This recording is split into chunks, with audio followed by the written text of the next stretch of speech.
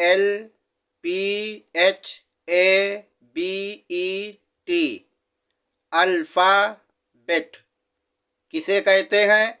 हुरूफ तहज्जी को। अंग्रेज़ी ज़बान में अल्फ़ाबेट की तादाद कितनी है? 26, जिसे 26 कहते हैं। अल्फ़ाबेट कौन कौन से हैं?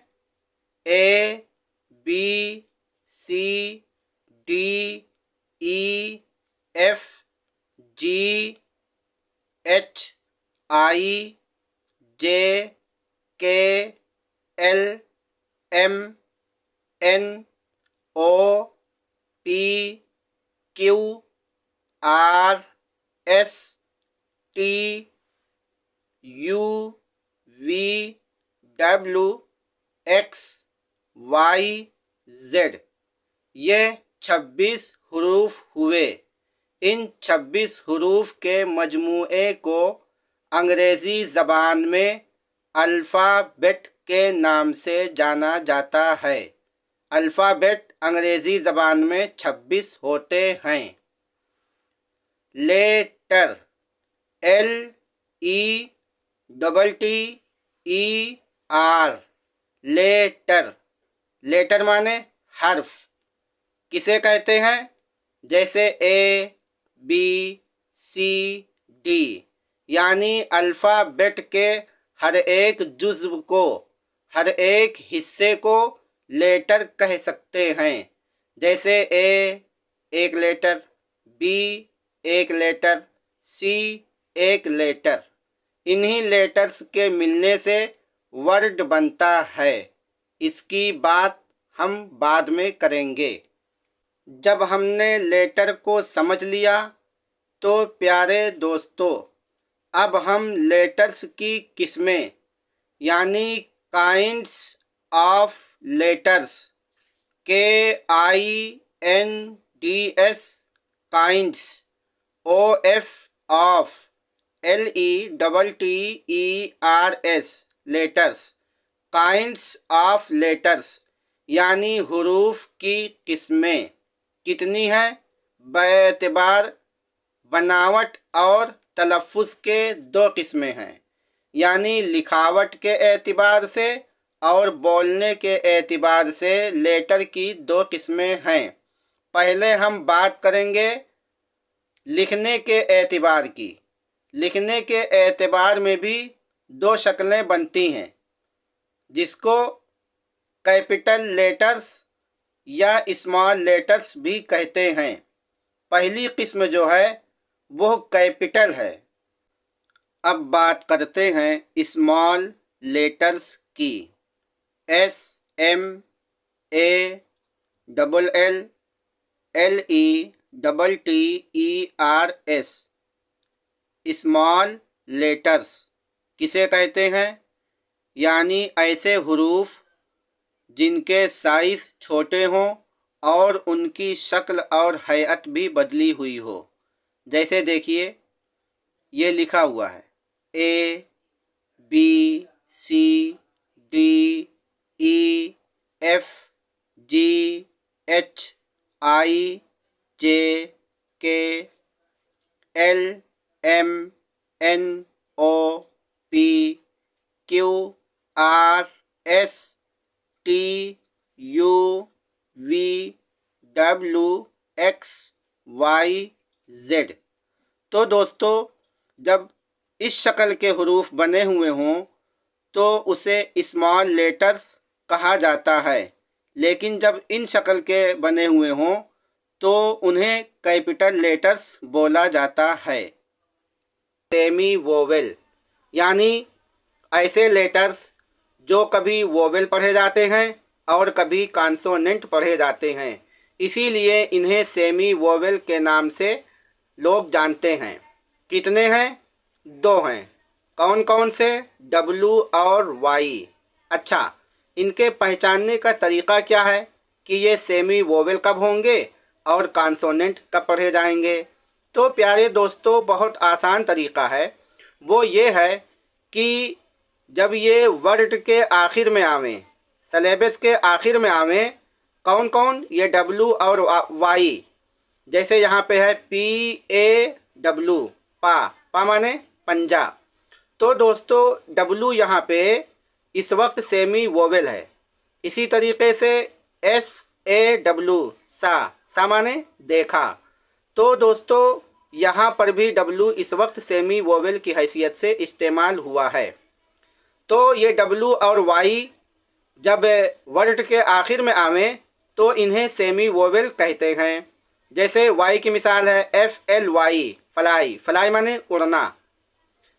CRY, कराई, कराई माने चीखना और चिल्लाना। तो देखिए यहाँ पे भी Y आखिर में और यहाँ पे भी Y आखिर में आया है।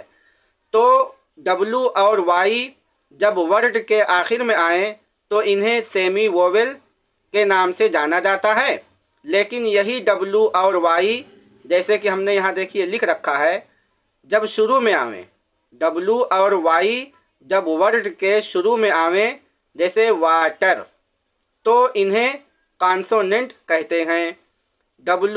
WATER, वाटर, यहाँ पे W कॉन्सोनेंट है। और YOUNG, यंग, यंग माने नौजवान। तो दोस्तों Y यहाँ पे क्या है? कॉन्सोनेंट है। W और Y यहाँ पे कॉन्सोनेंट माने जाएंगे। और इस जुमले में यहाँ ये जो वर्ड है पा, सा, फलाई एंड कराई, इसमें W और Y क्या माने जाएंगे? Semi vowel. Kinds of sentence. जुमले की 5 किस्में हैं। वो पांचों जुमले ये हैं। Number 1 affirmative sentence, number 2 negative sentence, number 3 interrogative sentence, number 4 imperative sentence, number 5 exclamatory sentence. अब पांचों जुमलों को तरतीब से हिंदी में मिसालों के साथ समझने की कोशिश करते हैं। नंबर 1 अफर्मेटिव सेंटेंस यानी मुस्बत जुमला। ऐसे जुमलों में सादे तौर पर किसी काम के होने की खबर मिलती है, जैसे यू फ्लाई अ काइट, तुम एक पतंग उड़ाते हो। नंबर 2 निगेटिव सेंटेंस यानी मनफी जुमला। ऐसे जुमलों में किसी काम के न होने की खबर मिलती है, जैसे he does not read a book, वह एक किताब नहीं पढ़ता है। नंबर 3 इंटरोगेटिव सेंटेंस यानी सवालिया जुमला। ऐसे जुमलों में किसी काम या चीज़ के बारे में सवाल किया जाता है, जैसे डू यू नॉट रन, क्या तुम नहीं दौड़ते हो। नंबर 4 इम्पेरेटिव सेंटेंस यानी हुक्मिया जुमला। ऐसे जुमलों में किसी काम या चीज़ के बारे में हुक्म दिया जाता है या गुजारिश की जाती है, जैसे come here. Number 5 exclamatory sentence यानी इस्तेजाबिया जुमला। ऐसे जुमलों में ताज्जुब, जज्बात, शर्म, गुस्सा, खुशी और दिल की बातों का इजहार होता है, जैसे हाउ लेजी यू आर, यानी तुम कितने सुस्त हो। नाउन किसी शख्स, जगह या चीज़ के नाम को नाउन कहते हैं, जैसे Karim, Kanpur, book, honesty, life. Pronoun जो अल्फाज नाउन की जगह पर इस्तेमाल किए जाते हैं उन्हें प्रोनाउन कहते हैं, जैसे साजिद नाउन है, लेकिन हम साजिद ना कहकर साजिद की जगह पर ही का इस्तेमाल करें तो ही प्रोनाउन होगा। इसी तरह साजिदा की जगह पर शी और टेबल की जगह पर इट प्रोनाउन होगा। एडजेक्टिव जो अल्फाज किसी इस्म या ज़मीर की खुसूसियत बयान करे उन्हें एडजेक्टिव कहते हैं, जैसे the black horse ran fast में ब्लैक एडजेक्टिव है। वर्ब जिस लफ्ज़ के ज़रिए किसी शख्स, जगह या चीज़ के बारे में जो कुछ कहा जाता है उसे वर्ब कहते हैं, जैसे رائٹس لکھتا ہے کو جملے میں استعمال کرتے ہیں۔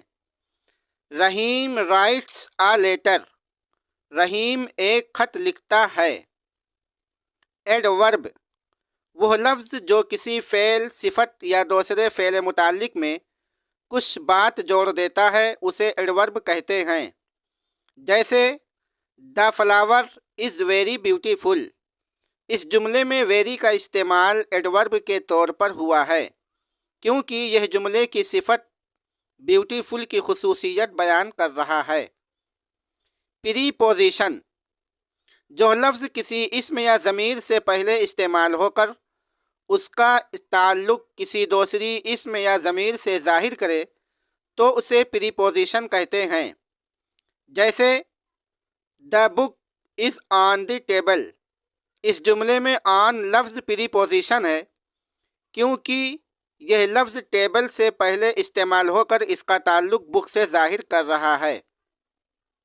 کنجکشن وہ لفظ جو دو الفاظ یا جملوں کو آپس میں ملاتا ہے کنجکشن کہلاتا ہے۔ جیسے کریم and Rahim are cousin,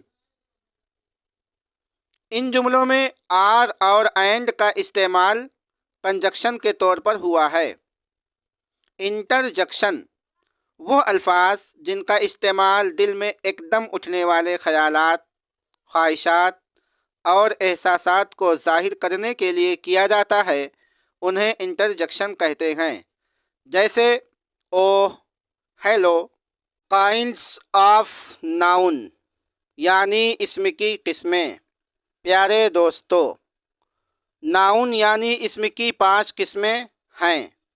number 1 proper noun جسے اسم معرفہ۔ نمبر 2 کامن ناؤن جسے اسم نکرہ۔ نمبر 3 کلیکٹیو ناؤن جسے اسم جمع۔ نمبر 4 مٹیریل ناؤن جسے اسم جنس یا مادہ۔ نمبر 5 ایبسٹریکٹ ناؤن جسے اسم کیفیت کہتے ہیں۔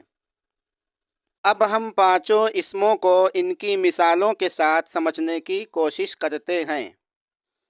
نمبر 1 پراپر ناؤن یعنی اسم معرفہ۔ کسی خاص شخص، جگہ یا چیز کے نام کو پراپر ناؤن کہتے ہیں۔